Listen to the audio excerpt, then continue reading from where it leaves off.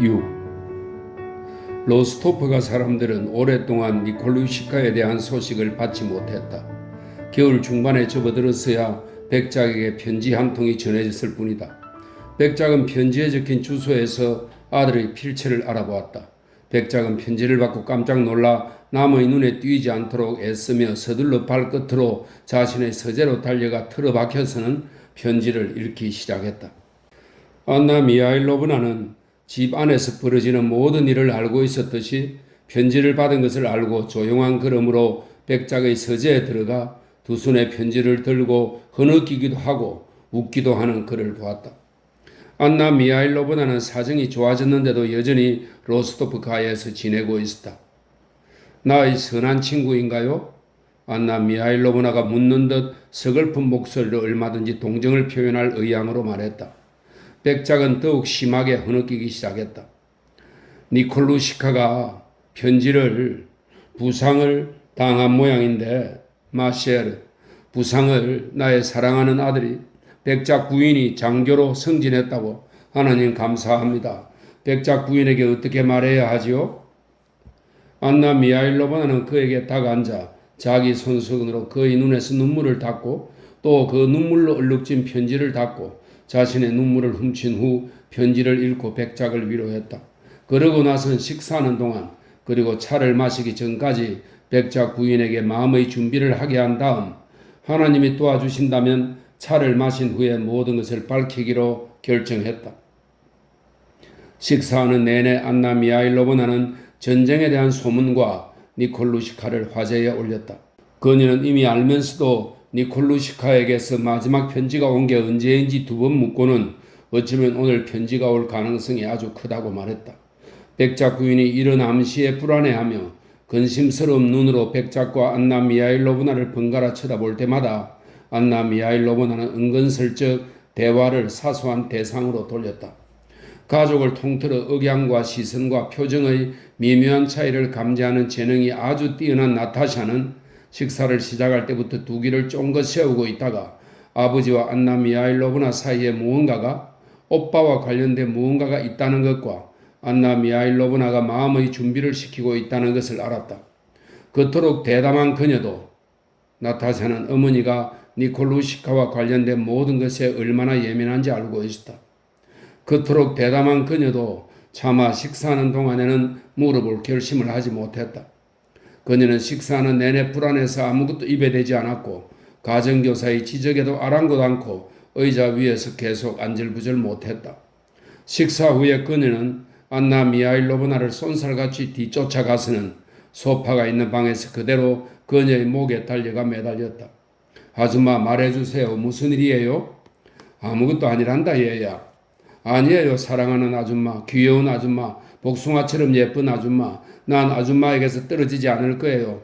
아줌마가 알고 계시다는 걸 난 알아요. 안나 미하일로브나는 고개를 저었다. 아이고 아가 이런 꾀쟁이를 봤나? 그녀가 말했다. 니콜렌카한테서 편지가 왔죠. 틀림없어요. 나타샤는 안나 미하일로브나의 얼굴에서 수긍하는 대답을 읽어내며 큰 소리로 외쳤다. 하지만 제발 조심해야지. 이 소식이 너희 엄마에게 얼마나 큰 충격을 줄지 잘 알잖니? 그럴게요. 그러니까 말씀해 주세요. 말씀해 주지 않으실 거예요? 그럼 당장 가서 말할래요. 안나 미하일로브나는 아무에게도 말하지 않는다는 조건을 걸고 짧은 몇 마디로 나타샤에게 편지 내용을 들려주었다. 정말이에요? 나타샤는 성호를 끄며 말했다. 아무한테도 말하지 않을게요. 그러고는 곧장 소냐에게 달려갔다. 니콜렌카가 부상을 당해서 편지를 그녀가 엄숙하게 그러면서도 기쁘게 말했다. 니콜라, 소냐의 얼굴이 순식간에 창백해지며 단지 이 말만 뱉었다. 나타샤는 오빠의 부상 소식이 소냐에게 불러일으킨 반응을 본 후에야 처음으로 이 소식의 슬픈 면을 온전히 느꼈다. 그녀는 소냐에게 달려들더니 끌어안고 울기 시작했다. 약간 부상을 입었지만 장교로 진급했어. 지금은 건강해. 오빠가 직접 편지를 썼어. 그녀는 눈물을 글썽이며 말했다. 여자들은 모두 울보인가 봐. 페테아가 단호한 걸음으로 성큼성큼 방 안을 돌아다니며 말했다. 난 너무 기뻐. 형이 큰 성공을 세운 게 정말 너무 기뻐. 누나들은 다 울보야. 아무것도 몰라. 나타샤가 눈물을 글썽이며 쌩긋 웃었다. 편지 읽지 않았어? 소냐가 물었다. 못 읽었어. 하지만 아줌마가 말해주었어. 모든 게 지나갔고 오빠는 이제 장교가 되었다고. 하나님 감사합니다. 소냐는 성호를 끄며 말했다. 하지만 아줌마가 널 속였을지도 모르잖아. 엄마한테 가보자. 베티아는 말없이 방 안을 걸어다녔다. 내가 니콜루시카였다면 프랑스 자식들을 더 많이 죽였을 텐데. 그가 말했다. 정말이지 더러운 놈들이야. 나라면 그놈들을 산더미처럼 죽였을 거야. 베티아가 말을 계속했다. 조용히 해 베티아. 넌 정말 바보야. 내가 바보가 아니라 별일도 아닌데 훌쩍거리는 여자들이 바보지. 베티아가 말했다. 그를 기억해? 잠시 침묵이 흐른 뒤에 나타샤가 불쑥 물었다. 소냐가 빙그레 웃었다. 니콜야를 기억하냐고? 아니 소냐. 너는 잘 기억한다고 할 정도로 모든 것을 기억한다고 할 정도로 그를 기억하냐고? 자신의 말에 진지한 의미를 부여하고 싶은 듯 나타샤는 애써 몸짓을 해가며 말했다. 나도 니콜렌카를 기억해. 기억한단 말이야. 그녀가 말했다. 그런데 보리스는 기억이 안 나. 전혀 기억나질 않아. 어떻게? 보리스를 기억하지 못한다고? 소냐가 깜짝 놀라서 물었다. 기억을 못하는 건 아니야. 그가 어떤 사람인지는 알아. 하지만 니콜렌카를 기억하라 그렇게는 기억이 안 나. 눈을 감으면 니콜렌카가 떠올라. 그런데 보리스는 떠오르지 않아. 그녀는 눈을 감았다. 정말 떠오르지 않아. 아무것도. 아, 나타샤. 소냐는 친구를 쳐다보지도 않고 환희에 찬 진지한 모습으로 말했다. 마치 그녀는 자기가 하는 말을 들을 자격이 없는 사람이라고 여기는 듯 했다. 소냐는 이 말을 마치 다른 누군가에게 농담을 건네서는 안 될 누군가에게 하는 듯 했다. 너희 오빠를 사랑하게 된 이상 그에게 그리고 나에게 무슨 일이 생겨도 나는 절대 그에 대한 사랑을 멈추지 않을 거야. 평생토록. 나타샤는 깜짝 놀라서 호기심 어린 눈으로 소냐를 바라보며 침묵했다. 그녀는 소냐가 말한 것이 사실이라고 소냐가 말하는 그런 사랑이 있다고 느꼈다. 하지만 나타샤는 아직 그런 것을 전혀 경험하지 못했다. 그녀는 그런 사랑이 있을 거라고 믿으면서도 이해하지는 못하고 있었다. 편지 쓸 거니? 그녀가 물었다. 소냐는 생각에 잠겼다. 니콜라에게 어떻게 편지를 쓸지, 편지를 써야 하는지에 대한 물음은 그녀를 괴롭혀온 문제였다.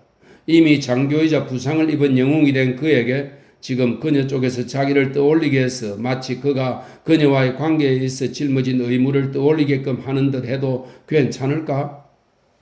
모르겠어. 그 사람이 쓰면 나도 써야겠다고 생각하고는 있어. 그녀는 얼굴을 붉히며 말했다. 그럼 넌 오빠에게 편지 쓰는 게 부끄럽지 않아? 소냐는 빙그레 웃었다. 아니, 난 보리스에게 편지를 쓰는 게 부끄러워. 난 안 쓸 거야. 도대체 뭐가 부끄러워? 그냥 그래. 잘 모르겠어. 왠지 쑥스럽고 부끄러워. 난 알지. 누나가 왜 부끄러워하는지. 나타샤가 아까한 비난에 화난 베테아가 말했다. 누나가 그 안경 쓴 뚱보를 베타는 자신과 이름이 같은 새로운 베조프 백작을 그렇게 불렀다. 그 뚱보를 좋아하게 됐거든. 지금은 또 그 가수한테 베타는 나타샤의 성악 선생인 이탈리아 남자에 대해 말하고 있었다. 그 가수한테 빠져있고 그래서 부끄러운 거야?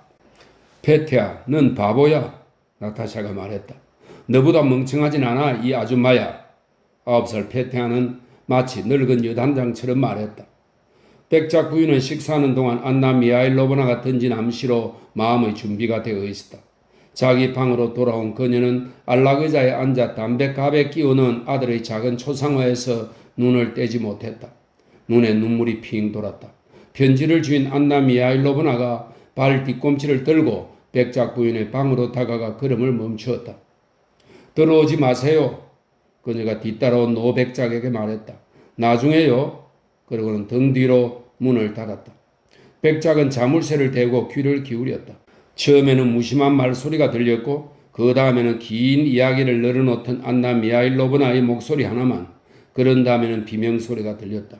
그리고 침묵이 이어지더니 다시 두 목소리가 기쁨이 어린 억양으로 말을 나누었고 그런 다음 발소리가 났다. 그러더니 안나 미하일로브나가 그에게 문을 열어주었다. 안나 미하일로브나의 얼굴에는 힘든 절단 수술을 끝낸 후 자신의 솜씨를 자랑하려고 의료진을 불러들이는 외과 의사의 긍지에 찬 표정이 어려 있었다. 다 됐어요. 그녀가 엄숙한 몸짓으로 백작 부인을 가리키며 백작에게 말했다. 백작 부인은 한 손에 초상화가 붙은 담뱃갑을, 다른 손에는 편지를 쥐고 이쪽 저쪽 번갈아 입술을 대고 있었다. 백작을 본 그녀는 두 손을 뻗어 그의 벗어진 머리를 끌어안고 대머리 너머로 다시 편지와 초상화를 바라보곤 또다시 그것들의 입을 맞추려고 대머리를 가볍게 밀쳤다. 베라와 나타샤와 소냐와 페타가 방으로 들어왔고 편지 낭독이 시작되었다. 편지에는 행군과 니콜루시카가 참가한 두 번의 전투와 장교 진급이 간략히 묘사되어 있고 엄마와 아빠에게 축복을 구하며 그들의 손에 입을 맞춘다는 말과 베라와 나타샤와 페테아에게 입을 맞춘다는 말이 적혀 있었다. 그 밖에도 그는 무슈 셸린과 마담 쇼스와 보모에게 인사를 전했으며 또 예전과 다름없이 사랑하고 예전과 다름없이 기억하는 소중한 쇼냐에게도 입맞춤을 청했다. 그 문구를 들은 쇼냐는 눈에 눈물이 고이도록 얼굴을 빨갛게 붉혔다.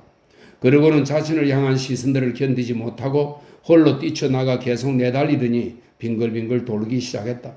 그녀는 드레스를 풍선처럼 부풀리며 빨갛게 물든 얼굴에 미소를 머금고 바닥에 앉았다. 백작 부인은 울고 있었다. 무엇 때문에 우세요, 엄마? 베라가 말했다. 그 애가 쓴 건 다 기뻐할 내용이지 울 일이 아니잖아요. 전적으로 옳은 말이었다. 그러나 백작도 백작 부인도 나타샤도 다들 비난하는 눈길로 그녀를 쳐다보았다. 누굴 닮아 저런 애가 나왔을까? 백작 부인은 생각했다. 니콜루시카의 편지는 수백 번 읽혔다. 그의 편지를 들을 자격이 있다고 생각되는 사람들은 편지를 손에서 놓지 않는 백작 부인에게 와야 했다. 가정교사들, 보모들, 미텐카, 몇몇 지인들이 왔다. 백작 부인은 매번 새로운 느낌을 느끼며 편지를 거듭거듭 읽었고 매번 그 편지를 통해 자기 아들 니콜루시카의 새로운 미덕을 찾아내곤 했다.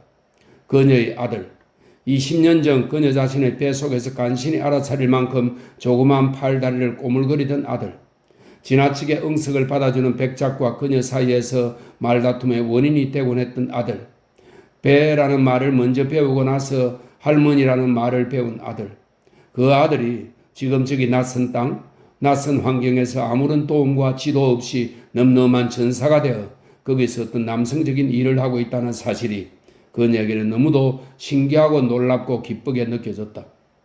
아이들이 요람에서부터 눈에 띄지 않는 여정을 통해 성인 남자가 된다는 사실을 보여주는 오랜 세월에 걸친 전 세계의 모든 경험이 백작 부인에게는 존재하지 않았다.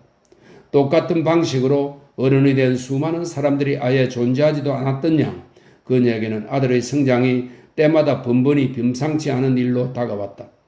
20년 전에 자신의 가슴 아래 어딘가에서 살던 그 작은 존재가 응애 울음을 터뜨리고 젖을 빨기 시작하고 말을 하게 되리라는 것이 믿기지 않았듯이 지금도 그녀에게는 바로 그 존재가 이 편지로 판단할 수 있듯이 지금처럼 강하고 용감한 사내가 되어 다른 아들과 세상 사람들의 모범이 될 수 있었다는 게 믿기지 않았다. 문체가 어떤가요? 정말 멋지게 쓰지 않아요? 그녀가 편지의 묘사적인 부분을 읽으며 말했다. 마음은 또 어떻고요? 자신에 대해서는 아무것도 쓰지 않았어요. 아무것도요. 데니소프라는 사람에 대해 썼네요. 하지만 틀림없이 그 애가 가장 용감할 거예요. 그 애는 자신의 고통에 대해서는 아무것도 쓰지 않았어요. 마음 씀씀이가 이렇다니까요. 내가 아는 그대로예요. 그리고 모든 사람들을 얼마나 잘 기억하고 있는지 아무도 잊지 않았어요. 난 늘 말했어요. 그 아이가 아주 요만했을 때부터 난 늘 말했어요. 온 집안이 니콜루시카에게 보낼 편지를 준비하고 초안들을 쓰고 깨끗이 정사하는데 일주일이 넘게 걸렸다. 백작 부인의 감독과 백작의 세심한 보살핌 아래 필요한 물건들과 군복을 지을 돈과 새로 진급한 장교를 위한 필수품이 준비되었다. 안나 미하일로브나는 자신과 아들의 서신 교환을 위해서도 군대 안에 연주를 만들 수 있을 만큼 수완이 좋은 여자였다. 그녀는 근위대를 지휘하던 콘스탄틴 파블로비치 대공에게도 편지를 보낼 수 있었다. 로스토프가 사람들은 제2 러시아 근위대는 아주 확실한 주소라고, 따라서 근위대를 지휘하는 대공에게 편지가 닿는다면 분명 그 부근에 있을 파블로그라트 연대의 편지가 도착하지 않을 이유가 없다고 판단했다. 그리하여 대공의 급사를 통해 보리스에게 편지와 돈을 보내기로 결정했다.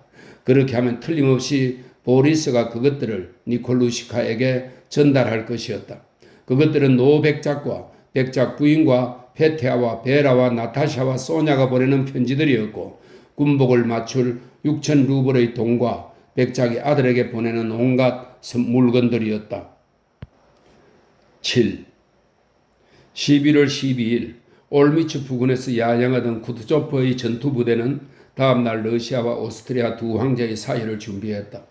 러시아에서 막 접근한 근위대는 올미츠에서 15베르스트 떨어진 곳에서 밤을 보내고 다음날 아침 10시 무렵 사회를 위해 곧장 올미츠 들판으로 들어섰다. 니콜라이 로스토프는 이날 이즈마일로프 연대가 올미츠의 15베르스트 못 미친 곳에서 밤을 보내게 되었고 보리스가 편지와 돈을 전하기 위해 그를 기다리고 있다는 소식을 알리는 쪽지를 받았다. 전투에서 돌아온 부대가 올미츠 부근에 진을 쳤고 물자를 풍부하게 갖춘 종군 매점 주인들과 오스트리아 유대인들이 진영을 꽉 채우고 온갖 유혹을 던지는 지금 로스토프에게는 특히 돈이 필요했다. 파블로그라트 연대의 기병들은 전투에서 받은 포상을 축하하며 연이어 술판을 벌였고 최근 올미츠로 다시 와서 역업이 있는 선술집을 연 카롤리나 벤게르카를 찾아와 올미츠에 드나들었다. 로스토프는 얼마 전에 기병 소위로 승진한 것을 자축했고 데니소프의 말인 베두인을 샀다. 그러느라 동료들과 매점 상인들에게 사방으로 빚을 졌다. 보리스의 쪽지를 받은 로스토프는 동료들과 함께 올미츠로 가서 식사를 하고 포도주 한 병을 마신 후 어린 시절의 친구를 찾아 혼자 근위대 진영으로 말을 몰았다. 로스토프는 군복을 맞출 새가 없었다. 그는 병사용 십자 훈장이 붙은 낡아 빠진 사과 누보생 상의와 헤어진 가죽을 덧댄 승마용 바지 차림에 끈달린 장교용 기병도를 찾다. 그가 탄 말은 원정도 중 카자크에게서 산 도원 지방의 말이었다. 쭈글쭈글한 군모는 기세 좋게 뒤쪽으로 비스듬히 얹혀 있었다. 이즈마일로프 연대 진영으로 다가가며 그는 전장에 익숙한 전투중인 경기병의 모습으로 자신이 보리스와 그의 근위대 동료들을 얼마나 놀라게 할까 생각했다. 근위대는 행군 기간 내내 축제 행진이라도 벌이듯 청결과 규율을 뽐냈다. 각 행군 거리는 짧았고 배낭은 집마차로 운반했으며 장교들은 이동하는 내내 오스트리아 정부로부터 훌륭한 만찬을 대접받았다. 연대들은 음악과 함께 도시에 들어갔다 나왔고 행군 내내 대공의 명에 따라 병사들은 발맞추어 행진하고 장교들은 각자 위치에서 도보로 이동했다. 행군하는 동안 보리스는 행진할 때나 숙소에 묵을 때나 이제는 중대장이 된 베르크와 늘 함께 있었다. 행군 중에 중대를 맡게 된 베르크는 성실성과 정확성으로 상관들의 신임을 얻는 데 성공했으며 자신의 경제적 문제도 매우 유리하게 처리해 나갔다. 보리스는 행군 중에 자신에게 도움이 될 만한 사람들과 친분을 쌓았고 피에르가 보낸 추천장을 통해 안드레이 볼콘스키 공작과도 안면을 텄다. 보리스는 그를 통해 총사령부의 직위를 얻기를 바랐다. 마지막 주간 이동 후 휴식을 취한 베르크와 보리스는 깨끗하고 단정한 차림으로 그들에게 배정된 깨끗한 숙소의 둥근 탁자 앞에 앉아 체스를 두고 있었다. 베르크는 두 무릎 사이에 연기가 나는 작은 파이프를 끼워 두었다. 베르크가 말을 움직이게 기다리는 동안 보리스는 특유의 정확성으로 하얗고 가느다란 두 손을 움직여 체스 말로 피라미드를 쌓으며 상대의 얼굴을 바라보고 있었다. 언제나 자신이 몰두하는 일에 대해서만 생각해 왔듯 이번에도 승부에 대해 생각하는 듯 했다. 자, 이걸 어떻게 빠져나갈 건가요? 그가 말했다. 애써보지요. 베르크가 폰을 건드리다가 다시 손을 내려놓으며 대답했다. 그때 문이 열렸다. 드디어 찾았군. 로스토프가 외쳤다. 베르크도 여기 있네. 아이고 너 페티장팡 알레쿠세 또르미르. 그는 어렸을 때 보리스와 함께 놀려주던 부모의 말을 내뱉으며 큰 소리로 외쳤다. 이야 너 정말 많이 변했네. 보리스는 로스토프를 맞으러 일어나면서도 떨어진 말들을 잡아 제자리에 놓는 것을 잊지 않았다. 그는 친구를 부둥켜 안으려 했지만 니콜라이가 피했다. 남이 밟아 다져놓은 길을 꺼리는 남들을 모방하지 않고 자기만의 방식으로 새롭게 감정을 표현하고 싶어하는 단지 손이 사람들이 종종 보여주는 그 치료와는 다르게 감정을 표현하기를 바라는 젊은이 특유의 감정으로 니콜라이는 친구를 만나는 자리에서 뭔가 색다른 것을 하고 싶어 했다. 그는 보리스를 꼬집든 쿡 찌르든 아무렇게나 하고 싶었지 모두가 하는 대로 서로 입을 맞추는 것만큼은 하고 싶지 않았다. 반면에 보리스는 오히려 침착하고 다정하게 로스토프를 끌어안고 3번 입을 맞추었다. 그들은 거의 반년 동안 보지 못한 터였다. 젊은이들이 삶의 여정에서 첫걸음을 내딛는 나이에 두 사람은 서로에게서 엄청난 변화를 각자 인생의 첫걸음을 내디딘 사회가 투영된 전혀 새로운 모습을 발견했다. 두 사람은 마지막 만남 이후로 많이 달라졌고 자신에게 일어난 변화를 서로에게 서둘러 말해주고 싶어 했다. 아, 자네들은 빌어먹을 마루 닦는 일꾼들 같네? 깨끗하고 산뜻한 게 마치 산책 갔다 온 것 같아. 우리 같은 죄 많은 전투병들과는 다르군. 로스토프는 진흙이 튄 자신의 승마바지를 가리키며 보리스에게 낯선 바리톤의 목소리와 전투병다운 몸짓으로 말했다. 독일인 안주인이 로스토프의 우렁찬 목소리에 문 밖으로 얼굴을 내밀었다. 무슨 일인가요, 예쁜 아가씨? 그는 한쪽 눈을 찡긋하면서 말했다. 왜 그렇게 소리를 질러? 사람들이 놀라잖아. 보리스가 말했다. 너가 오늘 올 거라고는 생각도 못했어. 그는 덧붙였다. 볼콘스키라고 쿠트조프의 부관으로 있는 사람을 통해 어제 겨우 너한테 쪽지를 보냈으니까 그 사람이 이렇게 빨리 전해줄 거라고는 생각도 못했지. 그래, 넌 어때? 벌써 총소리에 익숙해진 거야? 보리스가 물었다. 로스토프는 아무 대답도 하지 않고 군복 끈에 달린 병사용 게오르기 십자 훈장을 흔들고는 붕대를 감은 자신의 팔을 가리키며 빙그레 웃는 얼굴로 베르크를 쳐다보았다. 보다시피 그가 말했다. 과연 그렇군 그래? 보리스가 빙긋 웃으며 말했다. 우리도 멋진 행군을 했어. 너도 알겠지만 황태자께서 계속 우리 연대와 함께 움직이신 덕분에 온갖 편의와 혜택을 누렸지. 폴란드에서 베풀어준 환영회와 만찬과 무도회가 얼마나 멋졌다고 너한테 말할 수 없을 정도야. 황태자께서는 우리 장교들을 매우 친절하게 대해주시고 그리하여 두 친구는 서로에게 자기 이야기를 들려주었다. 한 사람은 경기병들을 떠들썩한 술자리와 전쟁터에 대해 또 한 사람은 고관들의 지휘 아래 복무하는 즐거움과 이점 등에 대해 말했다. 오, 근위대란 로스토프가 말했다. 그건 그렇고 술 좀 가져오라고 해. 보리스가 인상을 찌푸렸다. 정 마시고 싶다면 그가 말했다. 그러고는 침상으로 다가가 깨끗한 베개 밑에서 지갑을 꺼낸 후 술을 가져오라고 지시했다. 참, 너한테 돈과 편지를 주어야지. 그는 덧붙였다. 편지를 받은 로스토프는 소파에 돈을 던지고 탁자 위에 두 팔꿈치를 꿰은 채 편지를 읽기 시작했다. 그는 몇 줄 읽고 베르크를 사나운 눈초리로 흘기 쳐다보았다. 그와 시선이 마주치자 로스토프는 편지로 얼굴을 가렸다. 그런데 꽤 많은 돈을 보내왔군요. 소파가 푹 꺼질 만큼 묵직한 지갑을 바라보며 베르크가 말했다. 우리는 그저 봉급으로 근근히 살아가고 있습니다. 백자, 당신에게 나에 대한 이야기를 하자면 이봐요 베르크. 그러니까 말이요. 로스토프가 말했다. 당신이 집에서 편지를 받고 모든 것에 대해 이것저것 물어보고 싶은 사람과 만날 때 내가 마침 그 자리에 있게 된다면 말이요. 나는 당신에게 방해되지 않도록 당장 나갈 거요. 부탁입니다. 제발 어디든 가버려요. 제기랄. 그는 버럭 소리를 지르고는 곧바로 자신의 거친 말을 부드럽게 만들려 애쓰는 듯 베르크의 어깨를 잡고 그의 얼굴을 다정하게 바라보며 덧붙였다.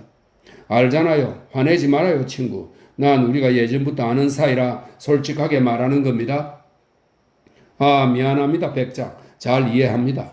베르크가 일어서며 쉰 목소리로 혼자 말을 하듯 말했다. 집주인 부부에게 가보세요. 당신을 찾았습니다. 보리스가 덧붙였다. 베르크는 작은 얼룩이나 티끌 하나 없이 깨끗한 프로코트를 걸치고 거울 앞에서 구렛나룻을 매만져 알렉산드로 파블로비치처럼 위로 올렸다. 그러고는 로스토프의 시선을 통해 자신의 프로코트가 눈길을 끈다는 것을 확인하고 흡족한 미소를 지으며 방에서 나갔다. 아, 난 역시 빌어먹을 놈이야. 로스토프가 편지를 읽으며 중얼거렸다. 아니 왜? 아, 난 역시 돼지같이 배은망덕한 놈이야. 한 번도 편지를 쓰지 않아 가족들을 놀라게 하다니. 아, 난 정말 돼지 같은 놈이야. 그는 벼랑간 얼굴을 붉히며 반복해서 말했다. 어쩌겠어. 가브릴로에게 술을 가져오라고 시켜. 좋아, 술이나 마시자. 그가 말했다. 가족들의 편지 안에는 바그라티온 공작 앞으로 보내는 추천의 편지도 들어있었다. 안나 미하일로브나의 조언에 따라 노백작 부인이 지인들을 통해 보낸 것으로 백작 부인은 아들에게 임지로 추천장을 가져가서 잘 이용하라며 부탁하고 있었다. 이런 어리석은 행동을 하시다니 퍽이나 나한테 필요하겠다. 로스토프는 추천장을 탁자 밑으로 내팽개치며 말했다.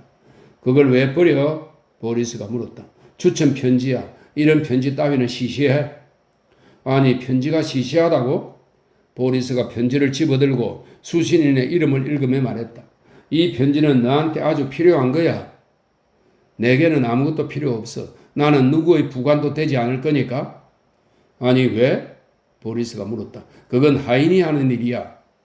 넌 여전히 몽상가구나.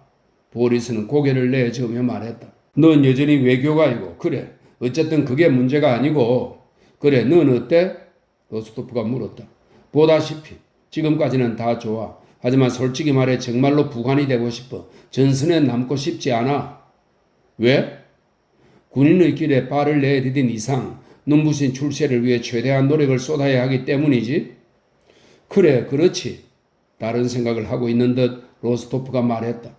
그는 어떤 물음에 대한 해답을 부질없이 찾는 것처럼 하며 묻는 듯 친구의 눈을 뚫어지게 바라보고 있었다. 가브릴로 노인이 포도주를 가져왔다. 이제 알폰스 카를리치를 데려오라고 하는 게 어때?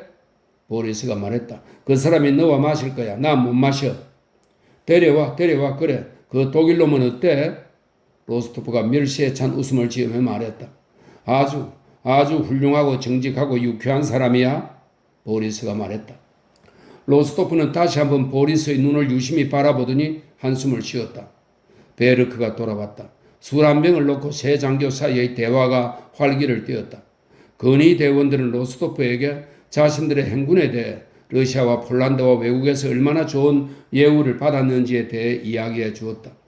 그들은 지휘관인 대공의 말과 행동에 대해서도 이야기했고 그의 인자함과 성마름에 관한 일화도 들려주었다. 베르크는 평소처럼 화제가 자신과 직접 관련이 없을 때는 입을 다물었다.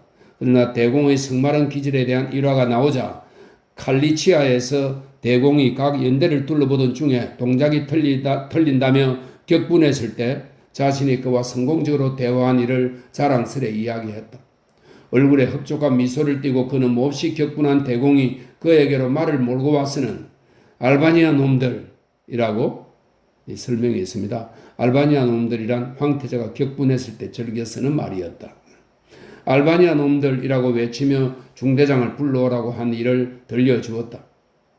백작, 믿을지 모르겠지만 난 조금도 놀라지 않았습니다. 내가 옳다는 걸 알았거든요. 나는요, 아시겠습니까? 백작, 자랑하는 건 아니지만 연대의 명령을 줄줄 암기하는 데다 규약도 하늘에 계신 우리 아버지시여처럼 잘 안다고 말할 수 있습니다. 그래서요, 백작, 내 중대에는 태만한 자가 없지요. 그러니 내 양심은 평온합니다. 난 대공 앞으로 나아갔습니다. 베르크는 슬며시 일어나 한 손을 군모챙에 대고 앞으로 나갔던 장면을 흉내냈다. 그 이상의 정중함과 자부심을 얼굴로 표현하기란 정말이지 어려운 일이었다. 사람들이 하는 말처럼 그분은 나에게 욕을 퍼붓고 또 퍼부었지요. 흔히 말하듯 죽어라 욕을 퍼부었어요. 알바니아 놈이라느니 악마라느니 시베리아로 보내라느니 하면서요. 베르크는 약삭빠르게 웃으며 말했다. 난 내가 옳다는 걸 압니다. 그러니까 침묵하는 거지요. 그렇지 않습니까, 백작? 뭐야, 벙어리야, 그래? 그분은 고함을 지르기 시작했습니다. 난 계속 침묵했지요. 어떻게 됐을 것 같습니까, 백작? 다음날 명령서에는 아무것도 없었습니다. 당황하지 않는다는 것은 바로 그런 의미지요. 바로 그런 겁니다, 백작. 베르크는 파이프에 불을 붙인 뒤 동그랗게 연기를 뿜으며 말했다. 그래요, 훌륭하네요. 로스토프가 미소를 지으며 말했다. 그러나 보리스는 로스토프가 베르크를 조롱한다는 것을 알아채고 능숙하게 다른 쪽으로 화제를 돌렸다. 그는 로스토프에게 어디서 어떻게 부상을 입었는지 들려달라고 부탁했다. 로스토프는 그 부탁에 기분이 좋아져서 말문을 열었고 이야기하는 동안 점점 더 열을 올렸다. 전투에 참가한 사람들이 대개 이야기하는 바로 그런 방식으로, 즉 그들이 바란 전투대로, 그들이 다른 사람에게서 들은 대로 최대한 아름다운 이야기가 되게, 하지만 실제와는 완전히 다르게 그는 자신의 쉔그라벤 전투를 그들에게 들려주었다. 로스토프는 정직한 청년이었다. 그는 결코 일부러 거짓을 말하지는 않았을 것이다. 그는 모든 것을 정확히 있었던 그대로 들려줄 의도로 이야기를 시작했지만 미처 알아차리지 못하는 사이에 자기도 모르게 스스로를 위해 어쩔 수 없이 거짓으로 넘어갔다. 만약 그가 그 자신과 마찬가지로 이미 공격에 대한 이야기를 수없이 듣고 공격이 어떤 것인지에 대해 일정한 개념을 세운 그리하여 그와 똑같은 이야기를 기대하는 이 청중에게 진실을 말했다면 그들은 그의 말을 믿지 않았거나 더욱 안 좋은 것은 기병대 공격에 대해 이야기하는 사람들에게 일어나는 그런 일들이 로스토프에게 일어나지 않은 것이 그 자신의 잘못이라고 생각했을 것이다. 그는 모두들 전속력으로 말을 달리는데 자신의 말에서 떨어져 한쪽 팔을 삐고 프랑스군을 피해 온 힘을 다하여 숲속으로 달아났다는 것을 솔직하게 그대로 이야기할 수 없었다. 게다가 모든 것을 있는 그대로 이야기하기 위해서는 실제 일어난 것만 말하도록 자신을 억눌러야 했다. 진실을 말하기란 매우 어렵고 젊은 사람들은 좀처럼 그렇게 하지 못한다. 어떻게 그가 자신도 기억하지 못하는 사이에 온통 불타올랐는지, 어떻게 폭풍처럼 방진을 덮쳤는지, 어떻게 그 속으로 쳐들어가 거침없이 적들을 베었는지, 어떻게 기병도가 인육을 맛보았는지, 어떻게 그가 기진맥진하게 되었는지 같은 이야기들을 그들은 기다리고 있었다. 그는 그 모든 것들을 그들에게 들려주었다.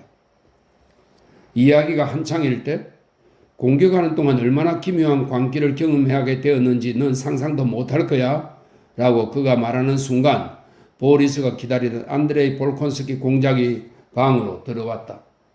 젊은 사람들이 후원자 역할을 하기 좋아하고 사람들이 돌봐달라고 자신을 찾는 것에 흡족해 하던 안드레이 공작은 전날 그의 마음에 드는데 성공한 보리스에게 호의를 품고 있어서 이 청년의 바람을 들어주고 싶었다. 쿠트조프가 황태자에게 보내는 서류를 들고 파견 나온 그는 보리스 한 사람만 만나기를 바라며 그의 방에 들렀다. 방에 들어오다가 안드레이 공작이 견디지 못하는 불의의 인간인 전투 편력을 늘어놓는 거친 경기병을 본 그는 보리스에게 다정한 미소를 던지고는 얼굴을 찌푸리며 로스토프에게 실눈을 떴다. 그는 가볍게 허리를 굽혀 인사한 후 피곤한 기색으로 나른하게 소파에 앉았다. 그는 꼴사나운 모임에 끼게 되어 불쾌했다. 로스토프가 이를 눈치채고 얼굴을 확 붉혔다. 하지만 아무래도 좋았다. 그는 남이었다. 그러나 보리스를 쳐다보니 그도 거친 경기병을 부끄러워하는 것 같아 보였다. 안드레이 공작의 조롱하는 듯한 불쾌한 의도에도 불구하고 로스토프가 전투부대의 시각에서 분명 지금 들어온 사람도 속했을 모든 사령부 부관들에 대해 품은 전반적인 경멸에도 불구하고 로스토프는 곤혹스러움을 느껴 얼굴을 붉히고 입을 다물었다. 보리스는 사령부에 어떤 새로운 소식이 있는지 아군의 일정에 대해 들리는 말이 있는지 무리하지 않게 물었다. 아마 진격할 겁니다. 볼콘스키가 관계없는 사람이 있는 자리에선 더 이상 말하고 싶지 않은 듯 대답했다. 베르크는 이 기회를 이용하여 소문처럼 전선부대의 중대장들에게 말먹이 수당이 2배로 지급되는지 정중하게 물었다. 그 질문에 안드레이 공작은 그처럼 중요한 국가적 조치들에 대해서는 자신이 판단을 내릴 수 없다며 미소 띤 얼굴로 답했다. 그러자 베르크는 기쁘게 끌끌댔다. 당신 문제에 대해서는 안드레이 공작이 다시 보리스에게 말을 건넸다. 우리 나중에 이야기합시다. 그리고 그는 로스토프를 돌아보았다. 사일이 끝나고 날 찾아오십시오. 힘닿는 한 무엇이든 해드리지요. 그러고는 방안을 쭉 둘러본 후 로스토프를 향해 어린아이처럼 당혹스러움을 이기지 못하고 분노하기 시작한 기분을 알아주지 않고 이렇게 말했다. 쉔그라벤 전투 이야기를 하는 것 같은데요. 그곳에 있었습니까? 나는 그곳에 있었습니다. 로스토프는 마치 그렇게 함으로써 부관에게 모욕을 주기라도 하려는 듯 분노에 찬 음성으로 말했다.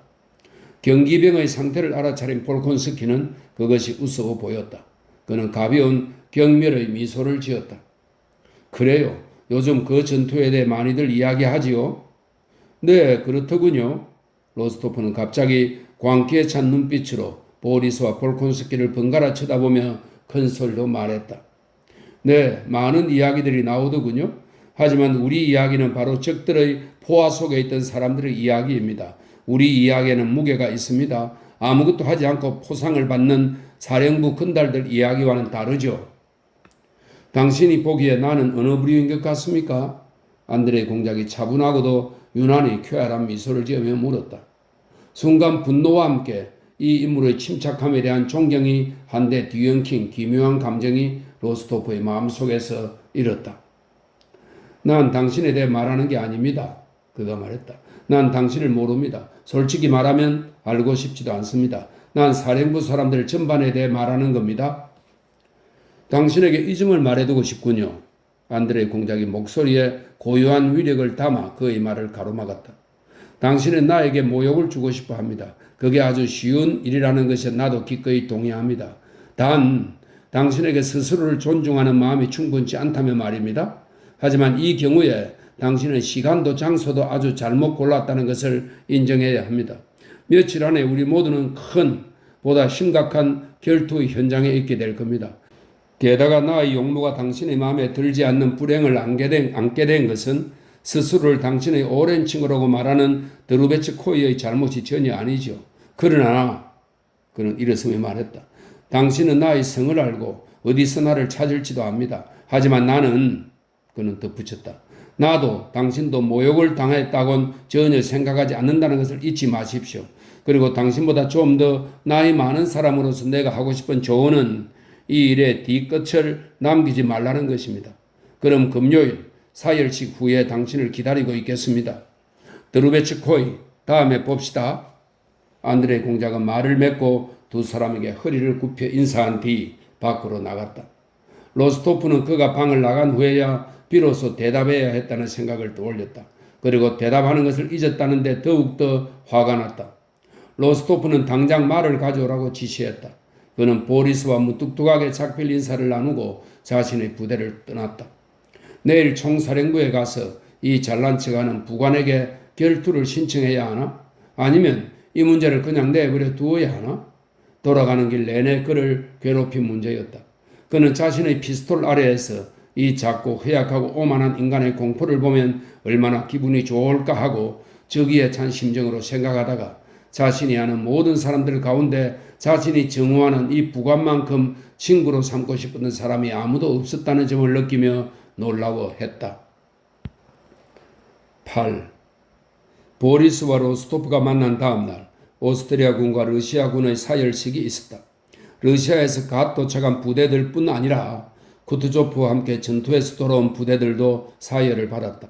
두 황제, 그러니까 후계자인 황태자를 거느린 러시아 황제와 대공을 거느린 오스트리아 황제가 8만 연합군의 사열을 거행했다.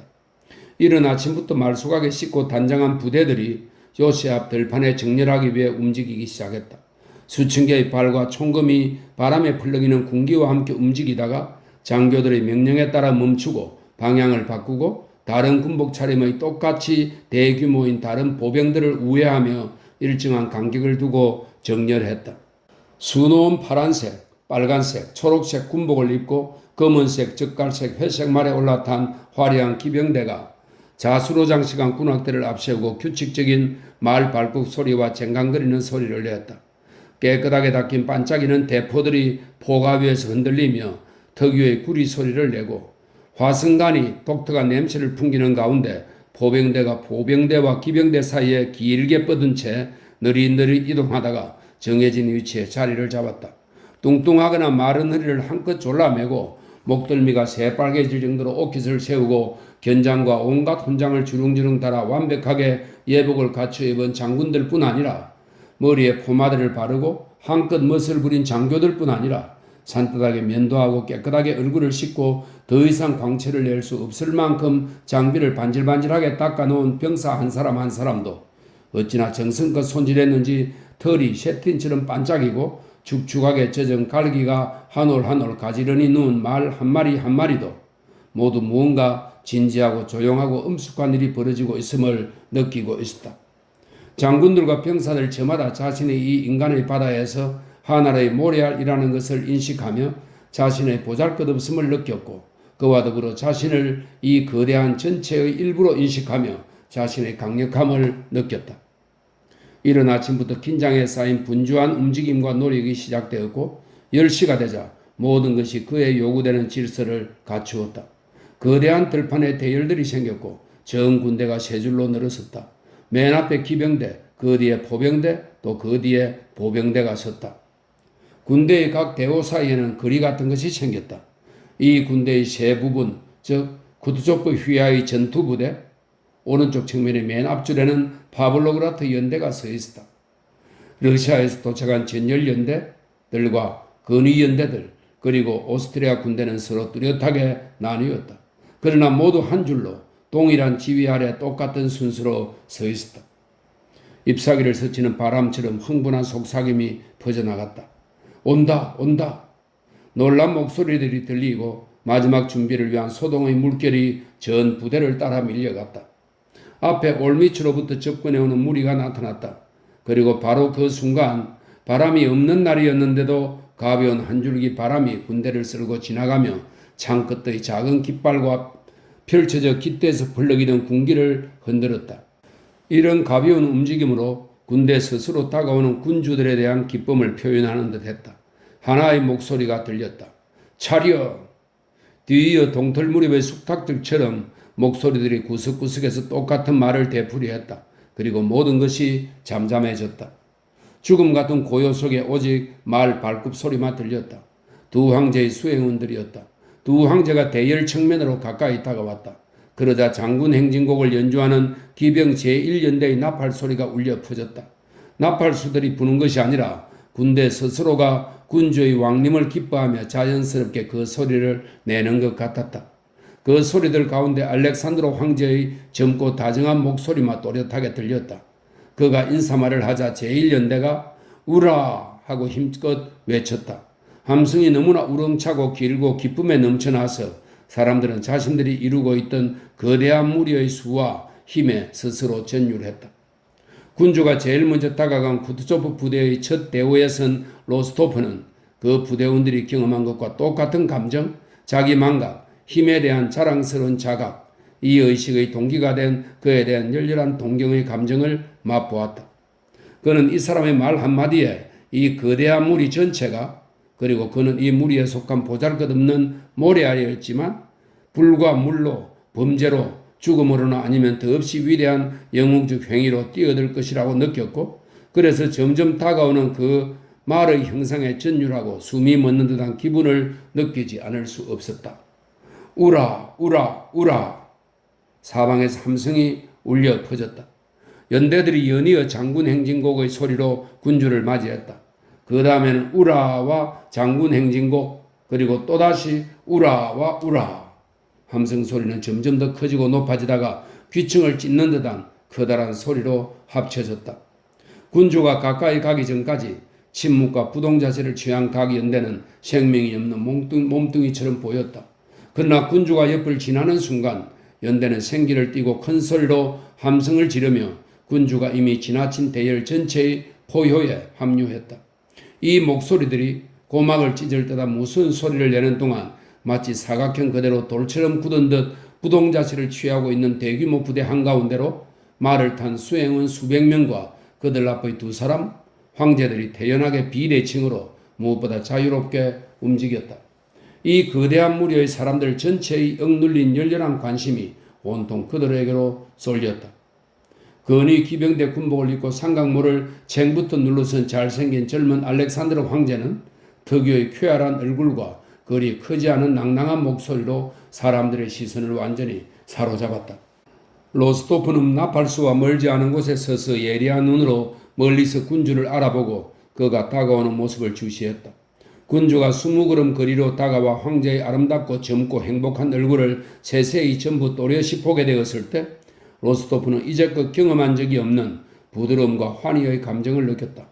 군주의 모든 것, 생김새 하나하나, 움직임 하나하나가 모두 매력으로 다가왔다.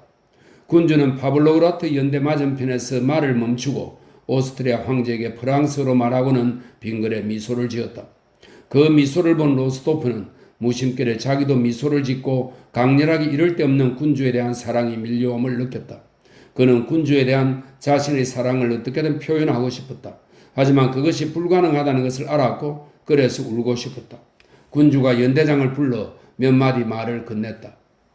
오 하나님, 폐하께서 나에게 말을 걸어주신다면 무슨 일이 일어날까?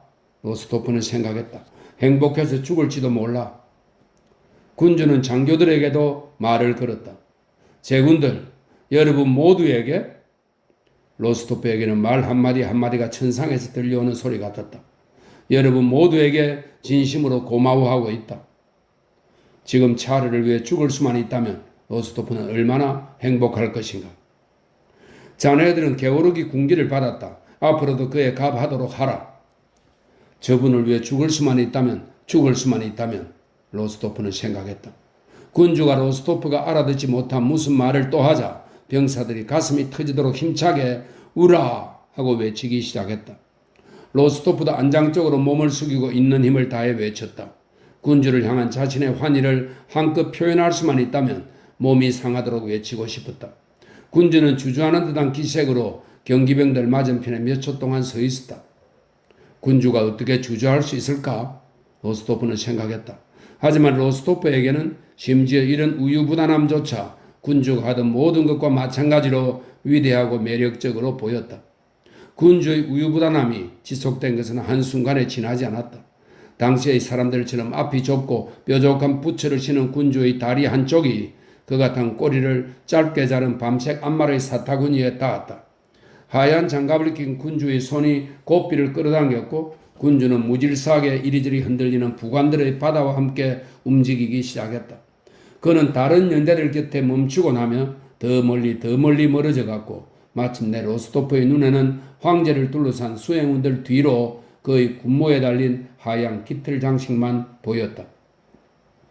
로스토프는 수행원들 사이에서 말 위에 나른하고 방종한 자세로 앉은 볼콘스키도 알아보았다. 로스토프의 머릿속에 전날 그와 다툰 일이 떠올랐고 그에게 결투를 신청해야 할지 말지 의문이 들었다. 물론 그럴 필요까지는 없지. 로스토프는 생각했다.